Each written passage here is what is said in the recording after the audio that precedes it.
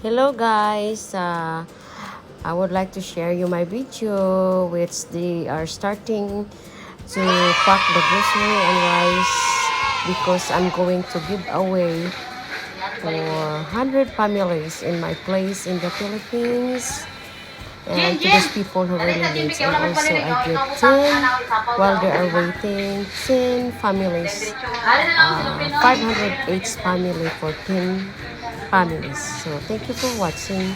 Please don't forget to subscribe, share, no, change the thing on black. Don't forget. Thank you, like and share. Thank you for support my YouTube.